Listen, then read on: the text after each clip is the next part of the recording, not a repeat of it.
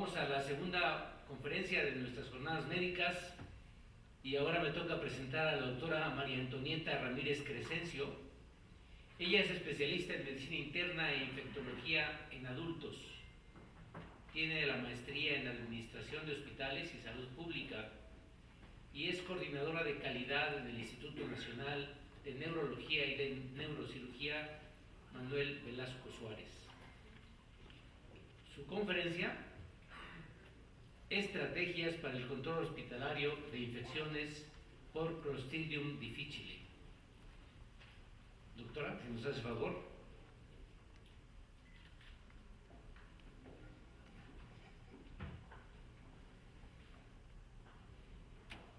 Buenos días a todos. Agradezco de manera muy especial a la doctora Verónica Navarro Romero y a la doctora Marta Isabel Granados Delgado el haberme considerado para estar el día de hoy aquí platicando con ustedes sobre un tema que, en mi opinión, por ser infectóloga, pues tiene mucha importancia y quizá en algunas ocasiones lo minimizamos. Sin embargo, vamos a darle el enfoque estratégico para tener el control hospitalario cuando detectemos las infecciones por el Clostridium difficile. Les ofrezco una disculpa por el retardo, pero bueno, vamos a iniciar. Como ya les dijeron, yo soy especialista en medicina interna e infectología. Soy maestra en administración de hospitales y salud pública. Actualmente funjo como coordinadora de calidad en el Instituto Nacional de Neurología y Neurocirugía, Dr. Manuel Velasco Suárez, y pues soy miembro de la Sociedad Médica del Hospital Star Médica Centro y también del Hospital Ángeles Clínica Londres. El tema del que vamos a platicar es un tema que preocupa de manera muy especial a la CDC. ¿Por qué? Porque se han triplicado las estancias hospitalarias a partir de las infecciones por Clostridium difficile y han generado un problema de seguridad en el paciente. Como ustedes saben, actualmente los hospitales están preocupados tanto por la calidad como por la seguridad de atención en los pacientes. Y la CDC ha detectado que estos casos de infección por Clostridium difficile se han triplicado. Y además, el 94% de ellos tienen su origen en el hospital, principalmente. Esto tiene mucha importancia porque esto genera mayor costo y mayor estancia hospitalaria para los pacientes. Asimismo, la CDC se ha preocupado por otras 6 bacterias identificadas como amenazas. Entre ellas está el enterococo, las pseudomonas, el acinetobacter. Pero lo que quiero resaltar de esto es que a la CDC le preocupa mucho también el Clostridium difficile. Y establecen 3 estrategias principalmente para evitar la presentación de Clostridium difficile en los hospitales, que básicamente son la restricción en el uso de antibióticos. Lamentablemente, la mayoría de las enfermedades las consideramos como que requieren de un manejo antibiótico y hemos caído en el mal uso y abuso de los antimicrobianos, y esto ha generado finalmente la aparición de bacterias emergentes como son el Clostridium difficile. Esto se denomina infecciones asociadas a la atención a la salud. Es decir, es una infección que se adquiere porque el paciente adquiere un riesgo al estar en el hospital. Recordemos que la estancia de un paciente en un hospital debe ser similar a lo que es un vuelo seguro. En un vuelo seguro nosotros checamos diferentes aspectos para que justamente garanticemos el que el paciente la persona que va a viajar llegue a su destino de manera segura. En un hospital debemos estar muy preocupados justamente porque nuestro paciente llegue para que se le resuelva su problema y no para que egrese con un problema adicional. En este caso, las infecciones asociadas a la atención a la salud son una preocupación no solo de la CDC, sino también de la Secretaría de Salud de nuestro país y de todos los hospitales. El Consejo de Salubridad General establece el estándar de prevención y control de infecciones, donde habla de que debemos lavarnos las manos, de que debemos establecer estrategias para prevenir el que el paciente adquiera una infección durante el hospital. Y el Clostridium difficile pues es el tipo de bacteria más común causante de infección en hospitales. ¿Cuál es el problema en realidad? El problema es que las infecciones por Clostridium difficile han ocasionado 14,000 muertes al año en Estados Unidos. Estas muertes se han ido incrementando hasta un 400% entre el año 2000 y 2007. La mayoría de todas estas infecciones asociadas a Clostridium difficile están relacionadas con la atención médica y especialmente con el mal uso y el abuso de los antimicrobianos. La mayoría de las infecciones, aproximadamente un 65%, ocurren en los menores de 65 años. Pero ojo, lo preocupante es que la mortalidad ocurre en los mayores de 65 años. Más del 90% de los pacientes que tengan infección por Clostridium difficile y que tengan más de 65 años van a morir por complicaciones relacionadas con la fisiopatogenia de la enfermedad. El riesgo de adquirir esta infección desde luego se incrementa con la edad y el 25% se presentan durante la hospitalización. De ahí van a venir ahorita 3 definiciones, una que es justamente la adquisición durante el hospital y otra que es al momento de ingresar el paciente. Y esta es la gráfica que nos muestra la tendencia de las infecciones, de las muertes, ¿sí? Desde 1999 hasta 2010, el incremento gradual en el número de muertes por 1000 hospitalizaciones en casos identificados como infección por Clostridium difficile. Esto es preocupante porque si ustedes lo ven es una tendencia hacia arriba, ¿de acuerdo? De tal manera que la infección por Clostridium difficile es la principal causa de diarrea infecciosa en el paciente hospitalizado. Su incidencia, como ya lo habíamos mencionado, ha cambiado en las últimas décadas. Tiene un alarmante aumento tanto de la incidencia como de la severidad, porque aparte de que lo presentan, también puede recurrir y pueden tener segunda, tercera y hasta 6 recurrencias de infección por Clostridium difficile. Lo grave es que el paciente también puede ser un portador asintomático o presentar una simple diarrea leve y llegar a cuadros tan graves como podrían ser la colitis pseudomembranosa, el megacolon tóxico, la sepsis y finalmente la muerte. Es una infección realmente grave, por eso es importante que lo mencionemos. El Clostridium difficile es un anaerobio, es una bacteria gram positiva formadora de esporas. Su forma más habitual de transmisión es la fecal oral, de tal manera que el no lavado de manos o el lavado de manos en forma inadecuada es la principal manera o mecanismo de transmisión en los hospitales.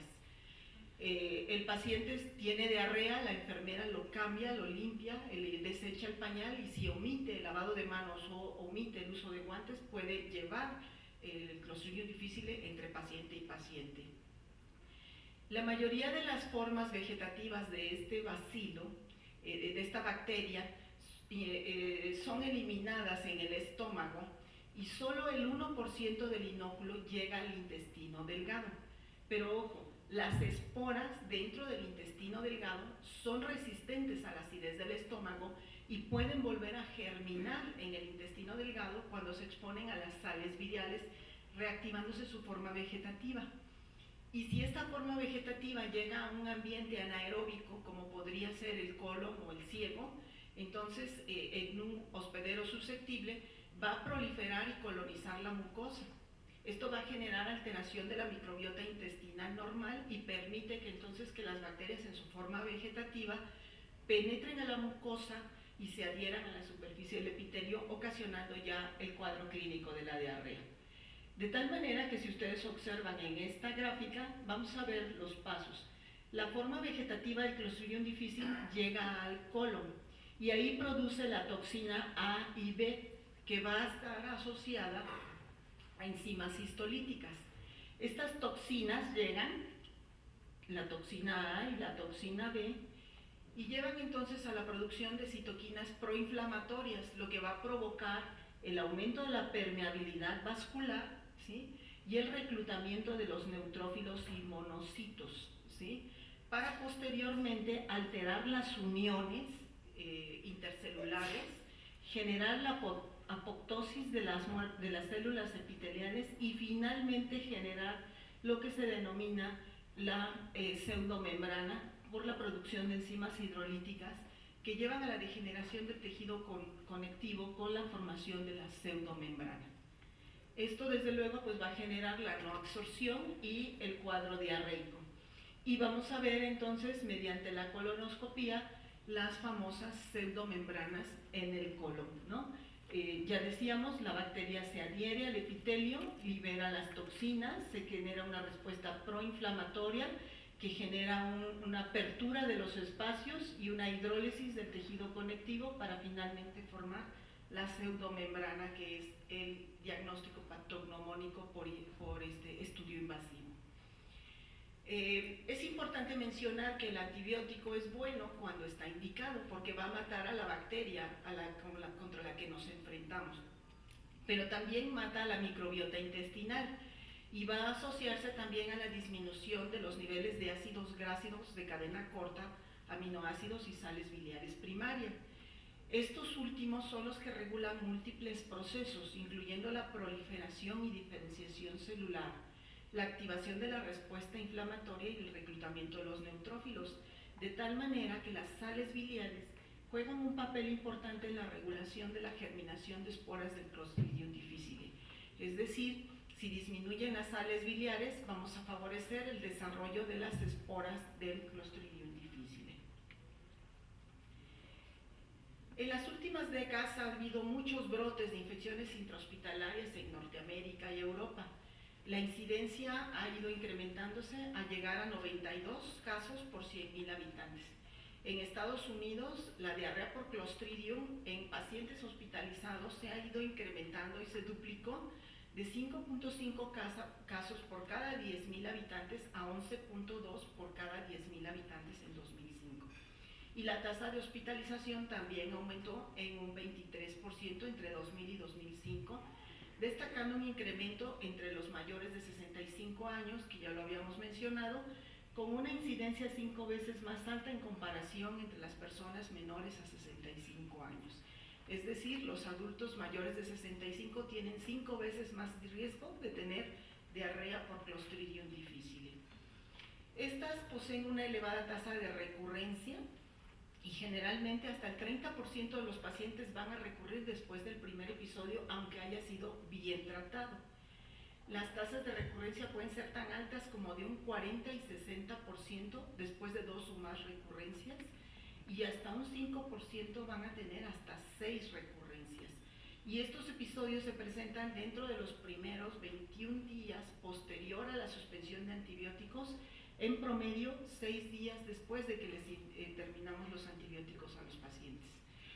De tal manera que, ¿cómo se disemina el Clostridium difficile? Pues se disemina cuando un paciente llega por cualquier padecimiento, una infección urinaria, una infección gastrointestinal, una infección de vía aérea, y le damos antibiótico. Ya desde ahí, el paciente, aunque esté sano, ya tiene un riesgo por haber recibido antibióticos. Lo podemos diseminar también cuando el personal de salud atiende a un paciente que es portador del Clostridium y no se lava las manos o no tiene las precauciones de contacto para tocar a otro paciente. También puede ser que el mismo paciente haya regresado posteriormente por una fractura y cuando vaya al área de rehabilitación física ya haya tenido el episodio de diarrea y entonces esté liberando las esporas, de tal manera que al no tener precaución, no lavarnos las manos ni usar guantes, empecemos a contagiar al resto del personal de salud que finalmente al atender a otros pacientes los sigue transmitiendo. Y lo que debemos hacer es tanto lavarnos las manos como usar guantes para limitar la transmisión del Clostridium difficile. Tanto la Sociedad de Salud Epidemiológica de Estados Unidos como la ICSA, la Sociedad Norteamericana de Enfermedades Infecciosas, definen la infección por Clostridium difficile de 3 maneras. Una, aquella asociada a los centros de salud, que es cuando el paciente desarrolla la diarrea 2 días después de que ingresa al hospital, hasta el alta o dentro de las 4 semanas posterior a que ingresa al hospital. Esto es muy importante en las definiciones porque a veces pensamos que diarrea hospitalaria es la que el paciente presenta o adquiere durante el hospital. Y sin embargo aquí podemos ver que un paciente que egresa después de haber recibido antibióticos y tiene diarrea en las siguientes 4 semanas, lo definimos como infección nosocomial. Comunitaria es aquella infección que ocurre en la comunidad antes de o llega el paciente y en las primeras 48 horas desarrolla la diarrea, o no ha tenido hospitalización en los últimos 3 meses. E indeterminada es aquella que ocurre entre las 4 y 12 semanas del alta hospitalaria. ¿Cuáles son los factores para el desarrollo de Clostridium? Definitivamente el uso de antibióticos, la hospitalización previa, decíamos los adultos mayores y aquellos pacientes con múltiples comorbilidades e inmunosuprimidos, pacientes con enfermedad inflamatoria intestinal, o aquellos que tienen cirugía digestiva, sonda nasogástrica y que utilizan inhibidor de bombas de protones o antagonistas de receptores de histamina. ¿Qué antibiótico se relaciona con el desarrollo de infección por Clostridium? Todas las cefalosporinas y todos los beta-lactámicos. Ampicilina, amoxicilina principalmente y cualquier cefalosporina, pero la más descrita es la clindamicina. Menos frecuentes, las quinolonas, los macrólidos, las tetraciclinas, el clorafenicol y el trimethoprim. Y poco frecuentemente la vancomicina y metronidazol, que son el tratamiento de elección, los aminoglicósidos, la rifampicina y la teicoplanin. Ojo, todo aquel paciente que haya tenido una cefalosporina, amoxicilina, ampicilina o clindamicina está en alto riesgo de desarrollar infección por Clostridium difficile. Y la vamos a clasificar como leve o moderada cuando hay menos de 6 evacuaciones al día con leucocitosis no mayor a 15.000. La vamos a denominar severa cuando hay más de 6 evacuaciones al día y que presenten leucocitosis mayor a 15.000, dolor abdominal sin ser un abdomen agudo e hipoalbuminemia.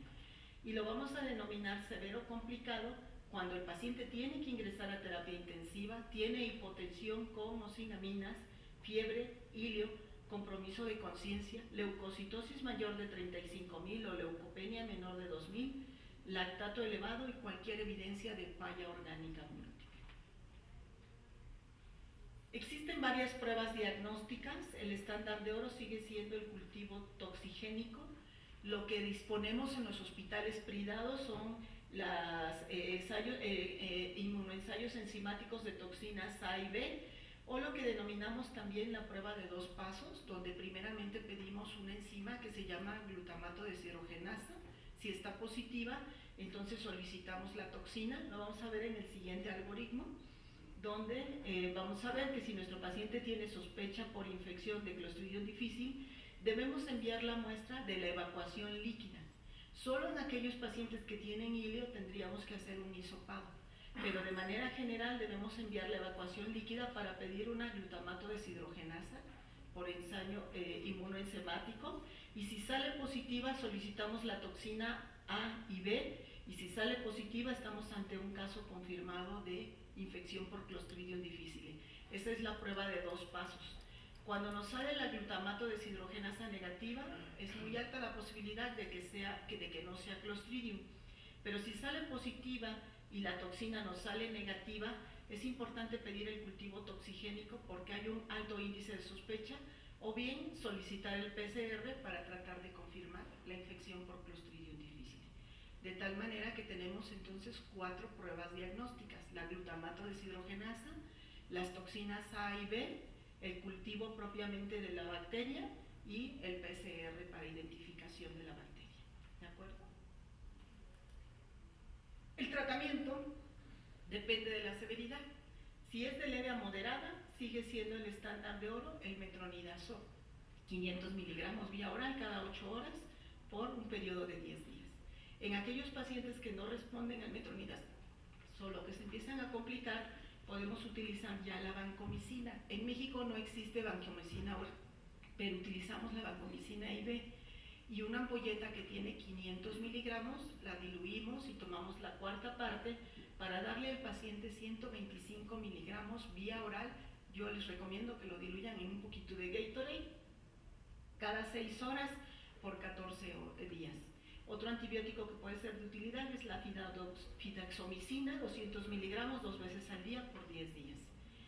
En infección severa y complicada, generalmente damos la vancomicina oral o con instilación y el metronidazol ya por vía endovenosa.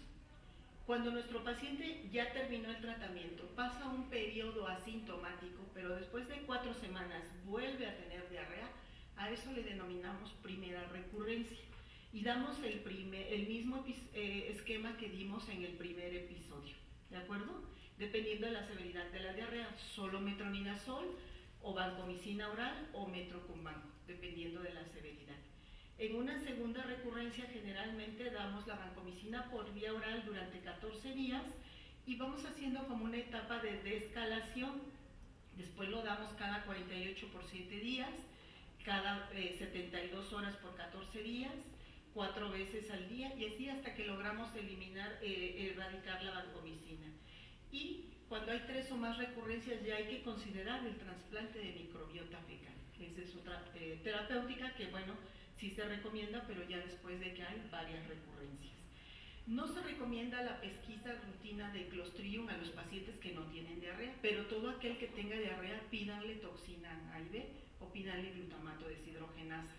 Tampoco se recomienda el tratamiento al portador asintomático.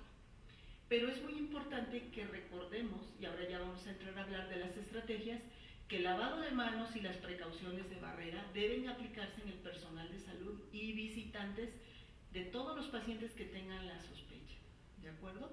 Estas precauciones de contacto generalmente las recomendamos mientras haya diarrea. Sin embargo, ahora se denominan precauciones de contacto plus y significa que las precauciones de barrera las debemos mantener hasta que el paciente egresa, ¿de acuerdo?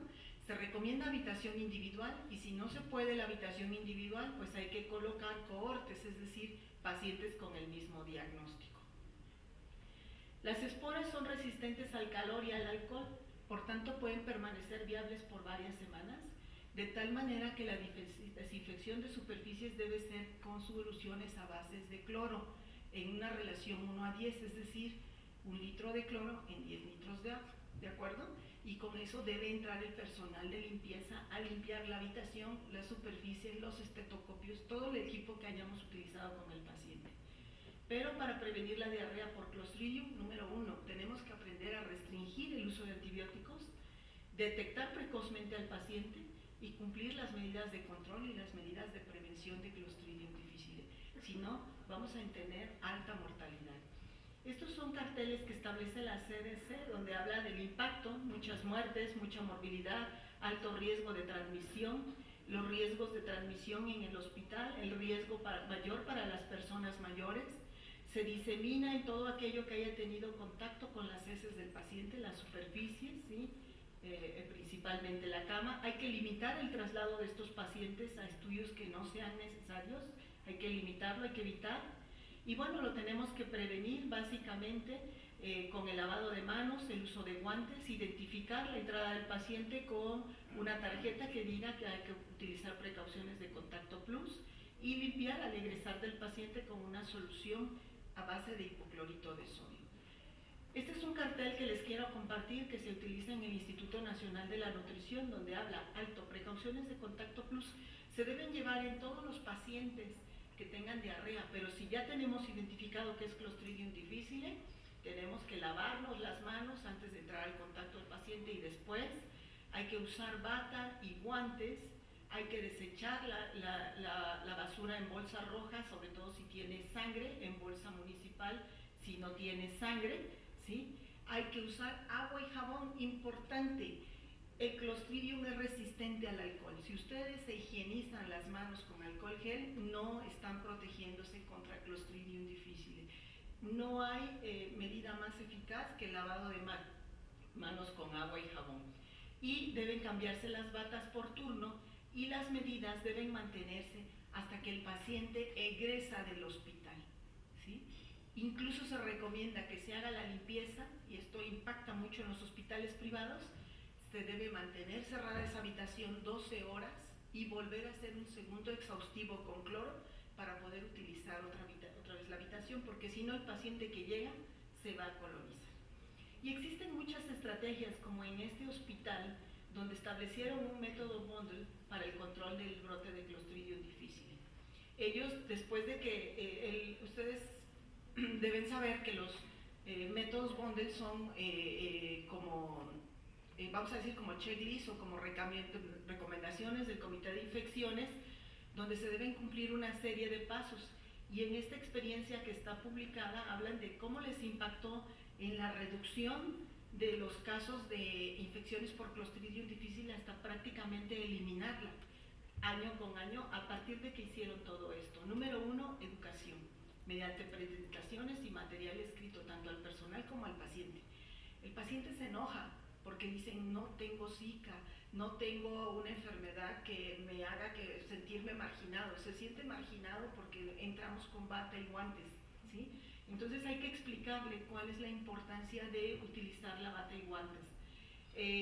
Hay que detectar tempranamente la infección y sobre todo establecer las medidas de control mediante el aislamiento, identificar el caso, limpiar con hipoclorito de sodio, lavarnos las manos, supervisar que estas medidas de control se lleven a cabo y que el Comité de Infecciones trabaje mucho para restringir el uso de antibióticos y limitar las profilaxis.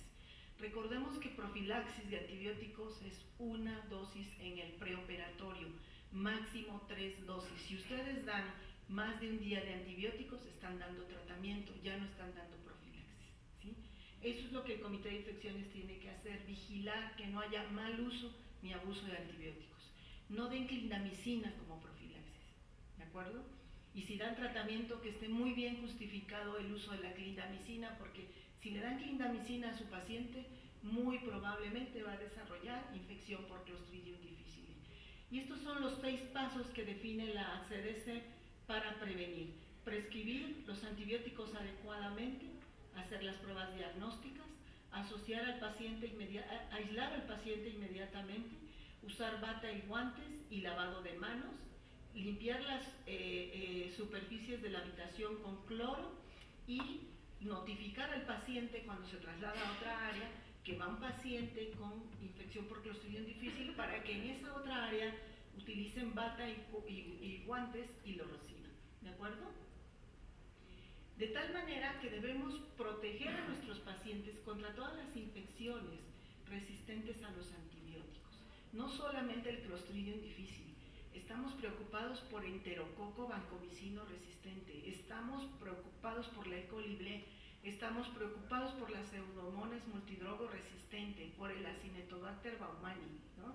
Hay muchos microorganismos que nos preocupan en los hospitales y que matan a los pacientes. Y es muy triste que un paciente haya llegado para una cirugía programada y se muera por una diarrea por Clostridium difficile o una bacteremia por una infección nosocomial. De tal manera que el equipo de control de infecciones tiene que trabajar para que protejamos las catéteres, las sondas, etcétera, se prepare el lavado de manos y se lleve un uso adecuado de antimicrobianos. Este es otro cartel del CDC donde especifica qué es lo que debe hacer el familiar. También el familiar debe participar y debe saber que su paciente está en riesgo de adquirir una infección y de que cuando ya la tiene la infección por Clostridium difficile deben participar en el lavado de manos, deben usar la bata y deben usar los guantes para evitar la diseminación de la enfermedad. Esta infección por Clostridium difficile ha cambiado en su epidemiología, como ustedes vieron, ha ido aumentando. Pero destaca su aparición también en pacientes sin factores de riesgo, de tal manera que debe ser considerado en el diagnóstico diferencial de cualquier paciente que tenga diarrea, aun cuando no tengamos factores de riesgo. Es fundamental la detección precoz, el tratamiento adecuado y oportuno según las características clínicas del paciente y la implementación de medidas de control en el hospital o clínica. La literatura avala el trasplante de microbiota fecal en el tratamiento de la infección recurrente, pero nosotros sugerimos que esto se indique por lo menos después de 2 o 3 episodios de recurrencia de infección por Clostridium. Importante, apliquen las precauciones de Contacto Plus en todo paciente que tenga diagnóstico por infección de Clostridium difficile. La deben aplicar en todo paciente que tenga diarrea, pero si el paciente además ya tiene documentada la infección por Clostridium difficile, mayormente deben utilizar guantes, bata, lavado de manos, sanitizar las áreas con hipoclorito de sodio y evitar el traslado del paciente cuando sea innecesario. Muchísimas gracias.